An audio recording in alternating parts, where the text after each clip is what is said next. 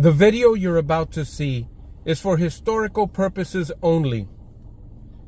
It is an almost daily snippet of 1010 Wins broadcast in New York City and the New York City metropolitan area.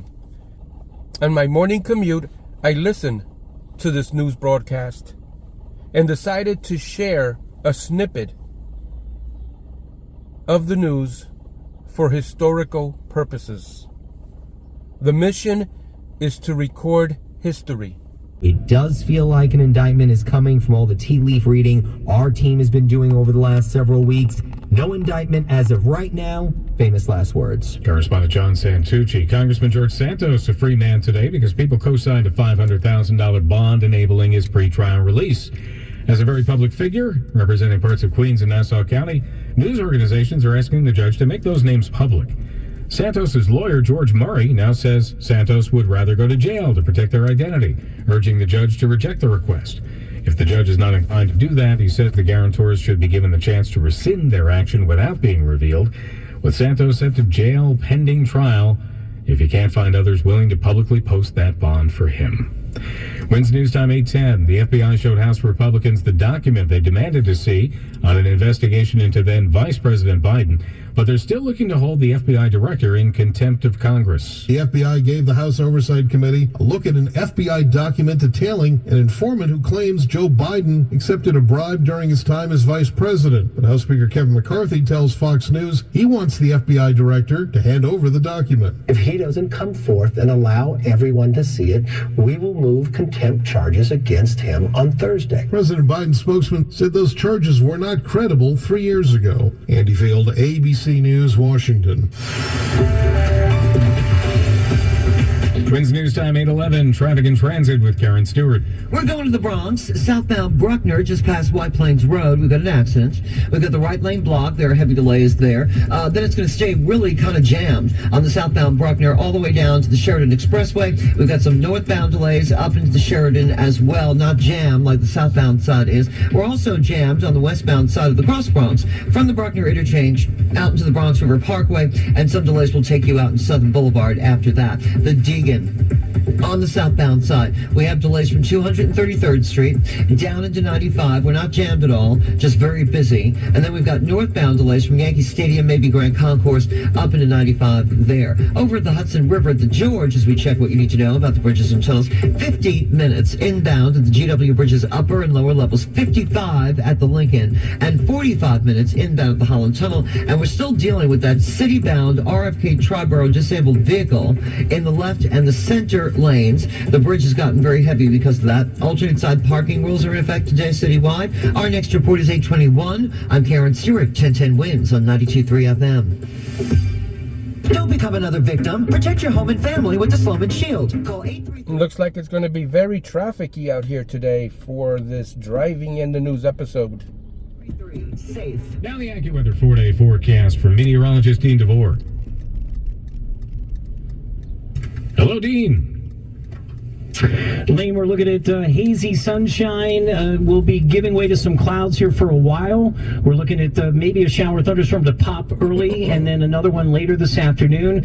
We're going to keep an eye on the fact that these could promote some problems with the spread of wildfires that we're seeing already in New Jersey. Some dry thunderstorm activity could create and ignite even more. We'll keep an eye on that. Temperatures getting up within a few degrees of 80 today and then down the 50s tonight. Tomorrow and the rest of the week, temperatures come down a little bit. Upper 70s with some hazy sun tomorrow, low 70s on Thursday and Friday with some shower pops, and then we're looking at temperatures to try to warm as we steady out the weather for the weekend ahead. In Midtown now, temperatures at 63 going up to near 80. I'm AccuWeather meteorologist Dean DeVore, New York's weather station, 1010 Wins on 92.3 FM. More Republicans set to get into the race for president. Chris Christie among them. Details ahead. Wins News Time 8:13. No matter who you are or what you do, life gets busy.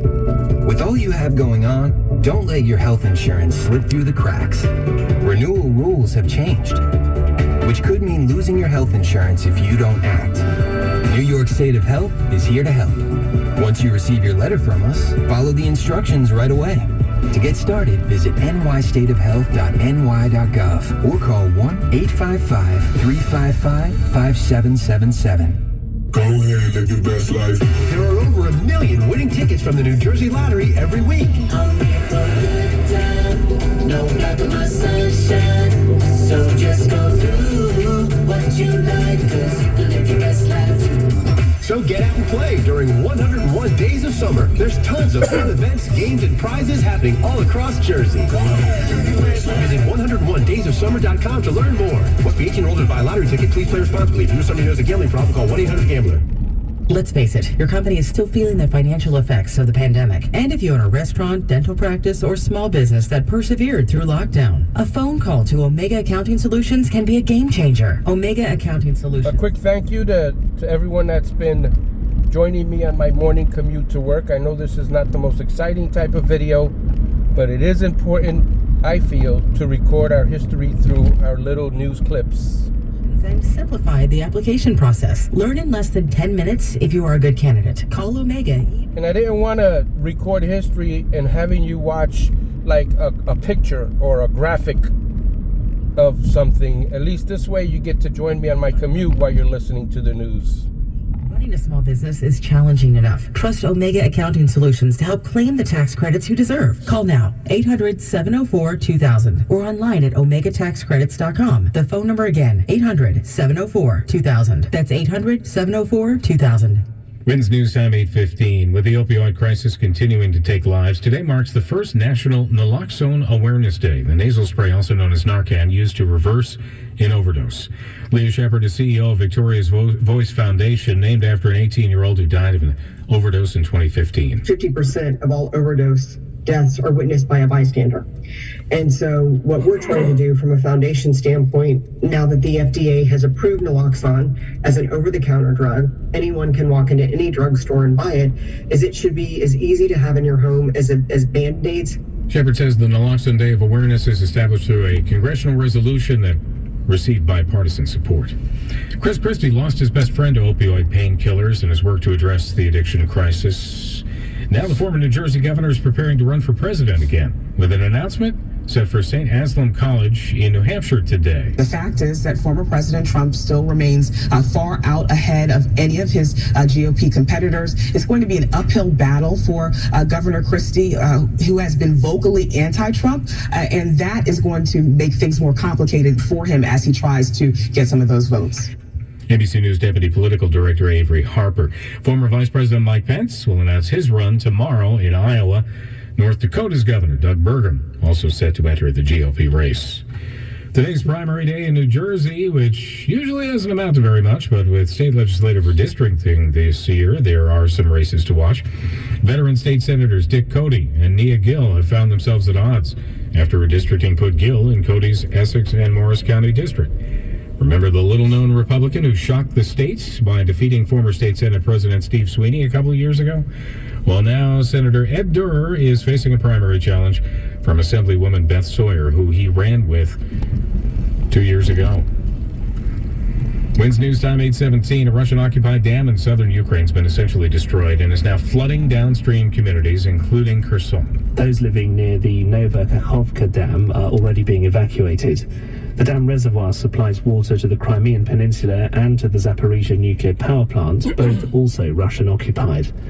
The local Moscow-installed mayor has blamed terrorism for the incident, while the Ukrainian military are blaming the Russian invaders. Correspondent Chris Barrow. White House aide John Kirby warning that if China continues more aggressive action on American planes and ships around the Taiwan Strait, somebody could get hurt.